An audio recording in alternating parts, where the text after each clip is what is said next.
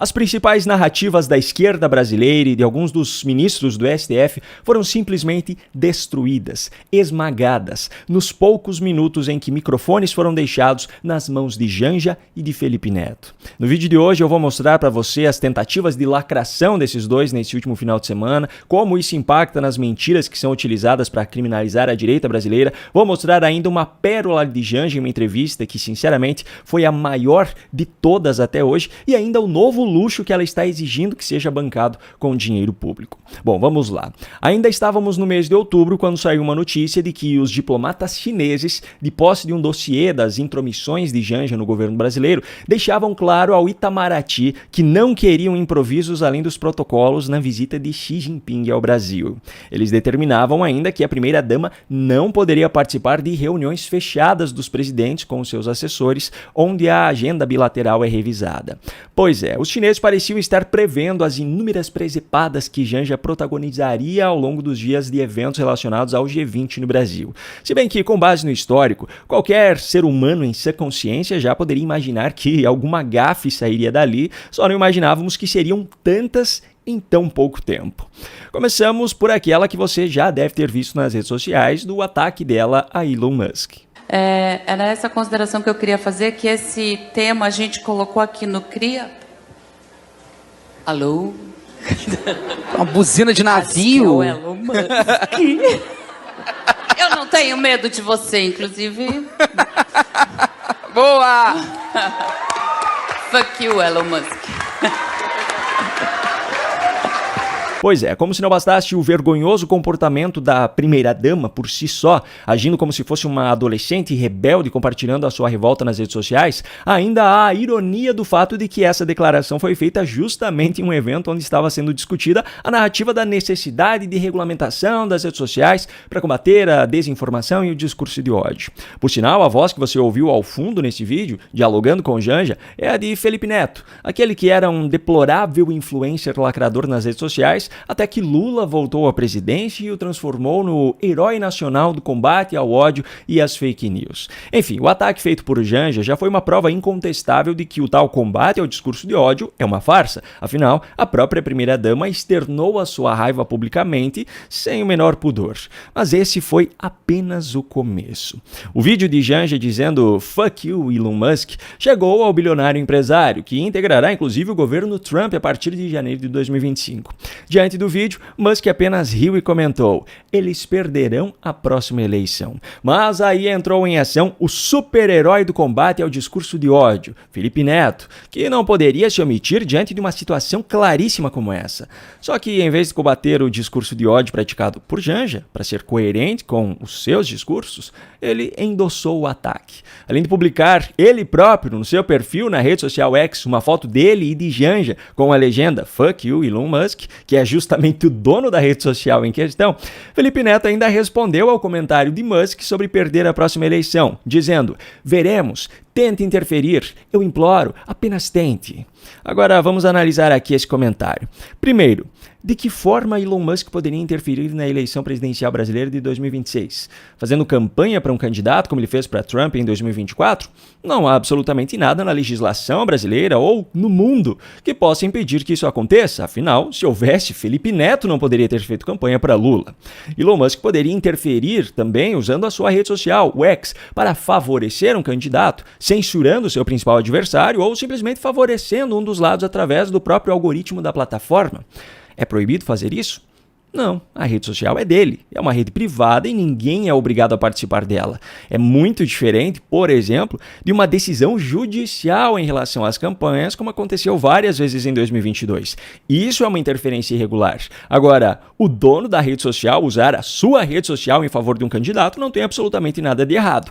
Mas Elon Musk nunca fez isso. Ele sempre prezou pela liberdade de expressão de ambos os espectros na sua plataforma, coisa que o poder judiciário brasileiro deveria fazer, mas não faz.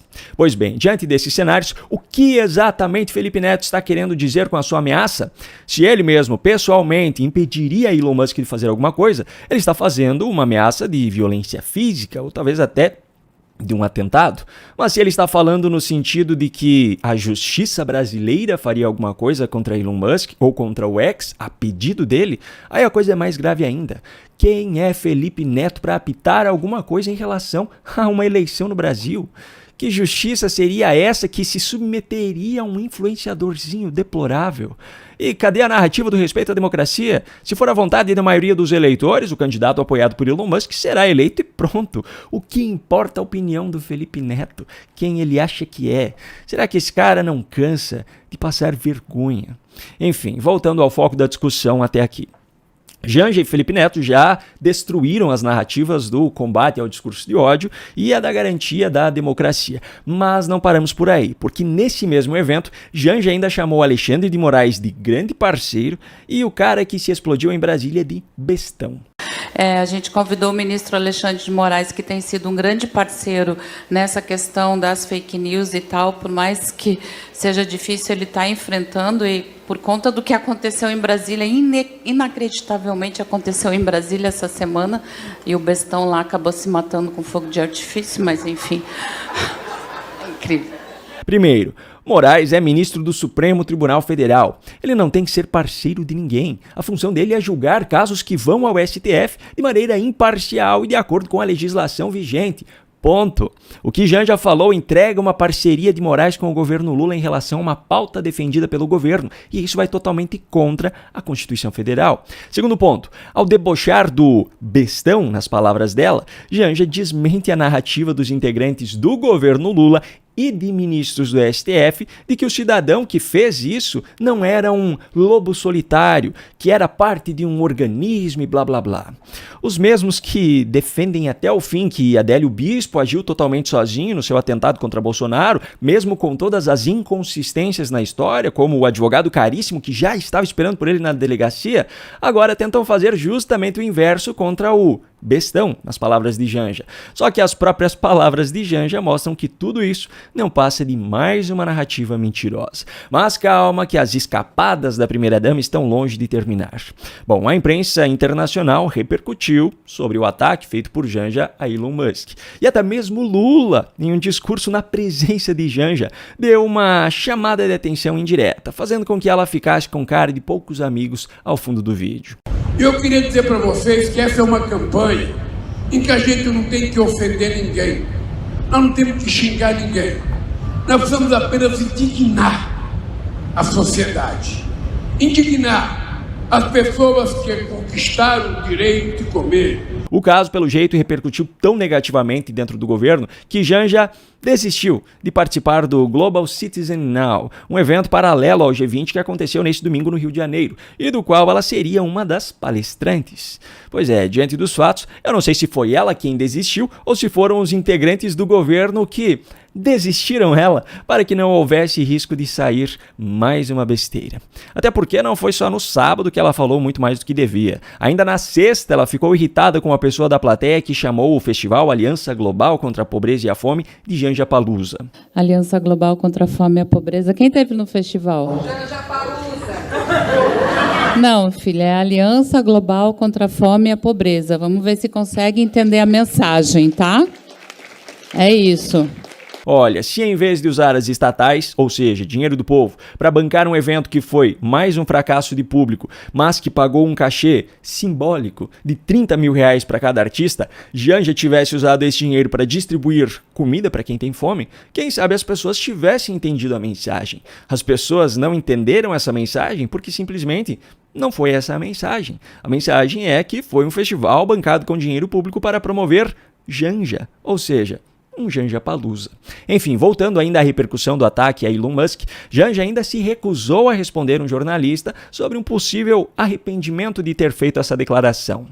Janja, tudo bem? Matheus, a senhora se arrependeu da fala ontem sobre o Elon?